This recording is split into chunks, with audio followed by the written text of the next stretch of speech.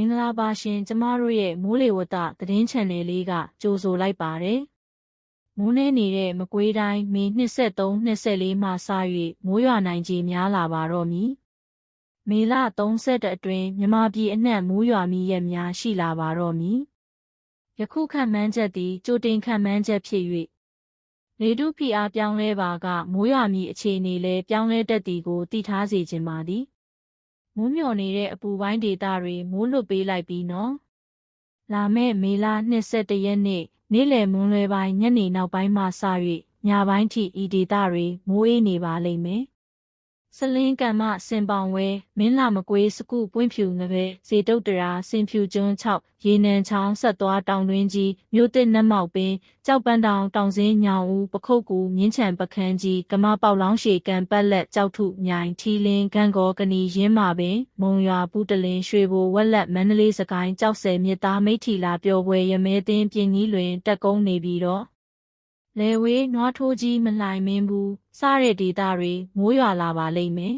။မြန်မာနိုင်ငံတောင်ပိုင်းဒေသများဖြစ်သောတနင်္သာရီတိုင်းဒေသကြီးမွန်ပြည်နယ်ကရင်ပြည်နယ်မြစ်ဝကျွန်းပေါ်ဒေသများဖြစ်သောဧရာဝတီတိုင်းဒေသကြီးရန်ကုန်တိုင်းဒေသကြီးနှင့်ပဲခူးတိုင်းဒေသကြီးတို့မှာနေရာစိတ်စိတ်မိုးရွာသွန်းနိုင်ပါသည်။စကိုင်းတိုင်းဒေသကြီးအောက်ပိုင်းနေပြည်တော်ရှမ်းပြည်နယ်တောင်ပိုင်းမန္တလေးတိုင်းဒေသကြီးအထက်ပိုင်းနှင့်အောက်ပိုင်းကယားပြည်နယ်တို့မှာနေရာကျဲကျဲမိုးရွာသွန်းနိုင်ပါသည်။ကချင်ပြည်နယ်နှင့်ရခိုင်ပြည်နယ်တို့မှာနေရာကွက်ကြားမိုးရွာသွန်းနိုင်ပါသည်။ကြံတိုင်းဒေသကြီးနှင့်ပြည်နယ်တို့တွင်တိမ်အထင်ဖြစ်ထွန်းနိုင်ပါသည်။လာမည့်မေလ24ရက်နှင့်25ရက်နေ့များတွင်တပြည်လုံးတွင်နေရာစိတ်စိတ်မှနေရာအနှံ့အပြားမိုးထစ်ချုံရွာပြီးနေပြည်တော်စကိုင်းတိုင်းဒေသကြီးမန္တလေးတိုင်းဒေသကြီးမကွေးတိုင်းဒေသကြီးပဲခူးတိုင်းဒေသကြီးဧရာဝတီတိုင်းဒေသကြီးရန်ကုန်တိုင်းဒေသကြီးတနင်္သာရီတိုင်းဒေသကြီးကချင်ပြည်နယ်ချင်းပြည်နယ်ရခိုင်ပြည်နယ်ရှမ်းပြည်နယ်ကယားပြည်နယ်ကရင်ပြည်နယ်နှင့်မွန်ပြည်နယ်တို့တွင်နေရာကွက်၍မိုးကြီးခြင်းလျှက်စီးလက်ခြင်းမိုးချင်းခြင်းမိုးသီးကြွေခြင်းမိုးကြိုးပစ်ခြင်းနှင့်လေပြင်းတိုက်ခတ်ခြင်းတို့ဖြစ်ပေါ်နိုင်သည်ဟုခန့်မှန်းရပါသည်။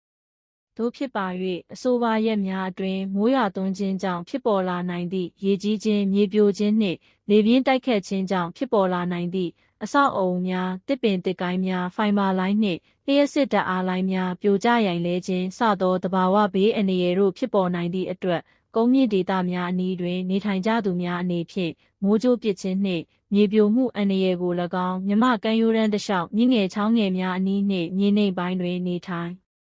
ကြသူများအနေဖြင့်လေပြင်းအန္တရာယ်နှင့်လျှက်တစ်ပြက်ရေကြီးရေရှမ်းမှုအန္တရာယ်တို့ကို၎င်းကြိုတင်သတိပြုနိုင်ပါရန်နှင့်စိုက်ပျိုးမွေးမြူတောင်သူများအပါအဝင်ပြည်တွင်းလေကြောင်းပြန်တန်းရေးပြည်တွင်းရေကြောင်းသွာလာရေးမြမကမ်းရိုးတန်းတစ်လျှောက်နှင့်ကမ်းလွန်ပင်လယ်ပြင်တို့ရှိကမ်းနီးကမ်းဝေးငါးဖမ်းရေယာဉ်များဆက်လေများသင်္ဘောများအနေဖြင့်လည်းကြိုတင်သတိပြုနိုင်ပါရန်သတိပေးနှိုးဆော်တင်ပြအပ်ပါသည်။သဘာဝဘေးအန္တရာယ်တို့မှကင်းလွတ်ငြိမ်းအေးကြပါစေ။